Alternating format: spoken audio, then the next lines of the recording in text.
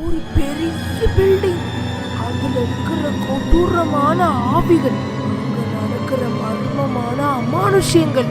ஏன் அப்படி நடக்குது, கடைசி பிள்ளையார் எப்படி வந்தாரு, இந்த கதையை தான் பார்க்க போறோம். ராத்திரி நேரம், இது சுந்தரம் தெரு. அதுக்குள்ள இருக்கிறது தான் பெரிய அபார்ட்மெண்ட். இது புதுசா வந்த பில்டிங். இந்த பில்டிங்குள்ள 25 வீடுகளுக்கு மேல இருக்கு.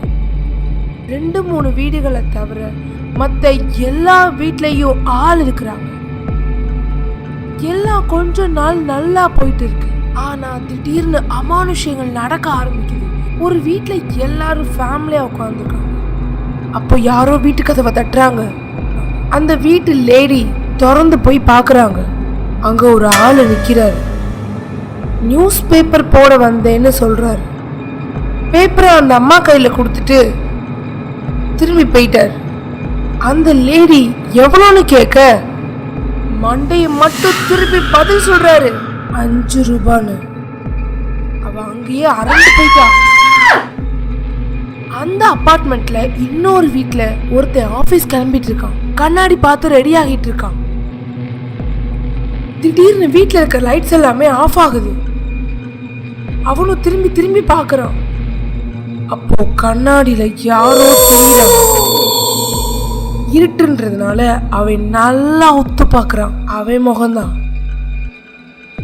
சரின்னு மறுபடியும் கண்ணாடியை பார்த்து கிளம்பிட்டு இருக்கான். ஒரு கை கண்ணாடிக்குள்ள இருந்து பெருசா வந்து அவனை அப்படியே இழுத்துட்டு போயிடுச்சு. அடுத்து இது அபார்ட்மெண்ட்ல இருக்கிற இன்னொரு வீடு. இந்த வீடு காலியா இருக்கு. அன்னைக்கு ஒரு நாள் அந்த வீட்டை சுத்தி பார்க்க வந்தாங்க. அப்போ ஒருத்தர் வீடை சுத்தி பார்த்துக்கிட்டு இருக்கான். நல்லா சுத்தி பார்த்துட்டு இருக்கப்போ அப்படியே அவன் மேல பாக்குறான்.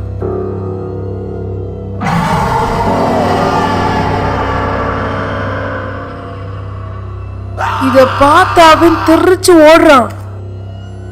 நாளாக நாளாக அந்த அபார்ட்மெண்ட் முன்னாடி நின்று மக்கள் இதை ஓப்பனா பேச ஆரம்பிக்கிறாங்க. நைட்டு வீட்டுல இருக்கவே பயமா இருக்கு. எல்லாரும் அன்னைக்கு நைட்டு வீட்டுக்கே போக வேண்டாம், வெளியில நின்னு பாப்போன்னு பேசிக்கிறாங்க. சொன்ன மாதிரியே நைட் ஆகுது. அபார்ட்மெண்ட்டுக்கு வெளியில இருக்கிற மரத்துக்கு பின்னாடி, கோட்டுச்சவர்களுக்கு பின்னாடின்னு ஒளிஞ்சு நின்னுக்கிறாங்க. அப்போ பில்டிங் பக்கத்துல மண்ணுக்குள்ள இருந்து 2 பேய்கள் வந்துச்சு. அது அப்படியே பில்டிங் மேல ஏற ஆரம்பிச்சது. இதை எல்லாரும் பாக்குறாங்க. நாம இதுக்கு கணபதி ஹோமம் பண்ணணும், அப்பதான் சால்வ் ஆகும் சொல்லி பில்டிங் முன்னாடி ஒரு குட்டி பிள்ளையார் சிலைய வச்சு கணபதி ஹோமம் பண்றாங்க.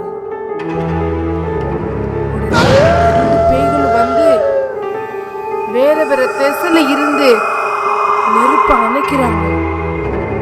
அப்போ ஹோம குண்டத்துல இருந்து பிள்ளையார் ரொம்ப கோபமா வெளில வந்தாரு. பேய்களை தாக்க பேய்களும் எதிர்த்தாக்குதல். அடுத்ததா பிள்ளையார் அவங்களோட சக்தியால கட்டி போட்டுறாரு. அந்த பேய் என்ன சொல்லுச்சுன்னா, உங்க எல்லாரும் நல்லதுக்காக தான் நாங்க இருக்கோம். 5 வருஷத்துக்கு முன்னாடி என்ன நடந்துச்சு தெரியுமா? 2 பேருமே இன்ஜினியரா இருக்கும். ஒரு பில்டிங் கட்டுறதுக்கு ஃபுல்லா பிளானிங் எல்லாமே போட்டு கொடுத்தோம். அது ரொம்ப குவாலிட்டியா இருந்துச்சு. ஆனா கான்ட்ராக்டரும் பில்டிங் ஓனரும் காசு அடிக்கிறதுக்காக குறைஞ்ச குவாலிட்டியோட இந்த பில்டிங்கை கட்டுனாங்க.